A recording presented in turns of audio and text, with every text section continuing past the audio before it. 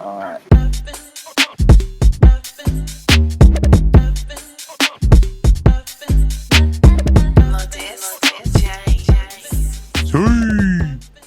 Hello guys, we're back. Anyways guys, we're back with another 11 bench and ball, whatever we call this series. We still don't know the name of the channel. But it's another starting 11 sort of video where I make a better starting 11 and Rani's just here for fun. And this one, I'll explain this one. We're building a starting 11 with one player from every single Champions League group, except, I know what you're thinking, there's not 11 groups, there's only 8.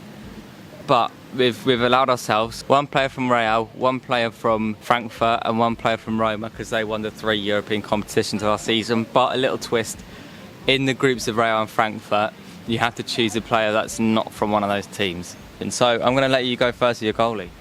Jan Oblak. So I've gone for Ndicka from Frankfurt. So it's a 3-4-3 is what I'm playing here. So I've figured that I could get Ndicka in and play him on, like, you know, like he's not that, I mean, he's okay, he's not that great, but my other two centre-halves can kind of compensate for his lack of footballing ability. Who's your centre-half? I've got Thiago Silva, and then I've gone for Rudiger from Real Madrid. So he's my Real Madrid player. Now, I know everyone who's saying, where's Karim Benzema? And, you know, I was crying last night because I had to take him out. That will become clear later on as to why I had to take him out. But it was a painful moment not having Karim the Dream in up top for me. It was, I'm still mentally recovering from that. Cry about it. I've gone with formation-wise, I've gone with a 4-3-3 again for the third video in a row. Originally it was a different formation and then I realised I had 12 players. So that had to change. In goal I've got Kevin Trapp from Frankfurt. He's won Ligue 1 probably once or twice, probably won a French Cup, he's won the Europa League. As my two centre-halves, I've gone with Tomori from AC Milan, which I'm happy with that decision. I think it's a great decision.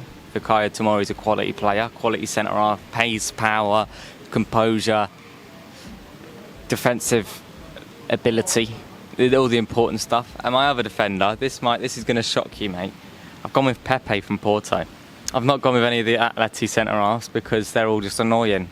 And I thought Pepe, he's got the experience, he's won it however many times, he's got the aggression, but he's also mellowed down in recent years. He's still about 45. He's still athletic, and I think he'll definitely play a key role, especially next to someone like Tomori, who's played like 3-4 games in Europe in his career. You know, Pepe will be important. Left back, I've got my Roman player, it's Spinazzola. Wijnaldum I was close to picking, but I didn't. He's out injured anyway, so... Yeah, but this is a theoretical scenario. Theoretically, he's still... Theoretically, shut the up. Right back, I've got Trent Alexander-Arnold. I think I'm happy with that choice. Tomori's quick, can cover behind him. I'm very delighted with my choices. Obviously, having wing-backs, I wanted full-backs or wing-backs who can attack and defend. So, left wing-back is Perisic from Tottenham. Just because I think he was underrated a little bit last year. He wasn't great all the time, but when he was good, he was pretty decent. When he was good, he was pretty decent. Yeah, he was pretty, for the left-hand side, he didn't really get as many points in that. Just said, in scenarios when he was good, yeah, he was pretty decent. Yeah, he was pretty decent when he was good. And then my right wing back is João Cancelo. I think he played there for, was it Valencia? Yeah, he played there for Inter as well. He's just good on the ball. He can create chances, he can defend, he can do all sorts. But would you not be worried that, you know, maybe you wouldn't have enough width because Cancelo likes running inwards? Well, personally, I didn't consider that. Weirdly enough, Cancelo is somewhat interchangeable with my centre mid. I went for Joshua Kimmich. Obviously, he's played as a right back. He's kind of gone onto the right for Germany as well. Covers a lot of ground. He's a bit like a bit of cheater, you know. Like he just. I don't think cheaters can run for very long.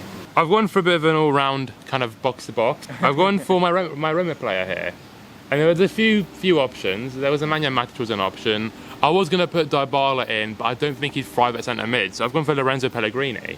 Very good at attacking and creating, but he's also very good at doing his defensive duties. He's not a great actual tackler of the ball or winner of the ball, but he's just very good defensively, position-wise. Yeah, that is a good poll pick. Rani wants my friend.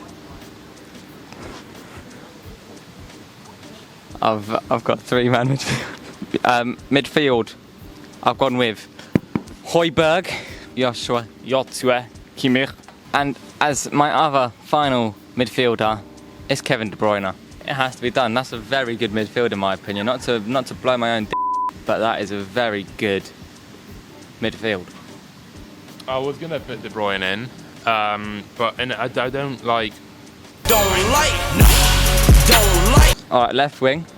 I've gone with Vinicius Junior. Just succulent. So succulent. As my striker, or maybe you could say false 9. You put Mbappe. I'll put Nkunku.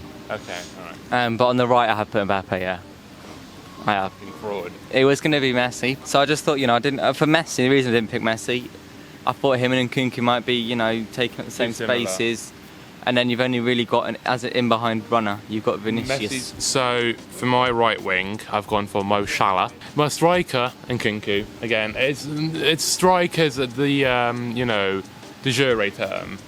The practical element of it. He's not really going to be that far forward. He'll probably drop a bit deeper, lay it off to Salah, or Salah can swap with Nkunku and go into that more central role, and Nkunku can shift that wide like he has for Leipzig at times. Then left wing, I've gone for Neymar.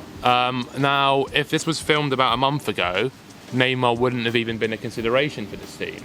Yeah. Because he just didn't seem to be doing that well. But if you've watched the Wrlds Games TikToks, which if you haven't, let me tell you, they're a work of art.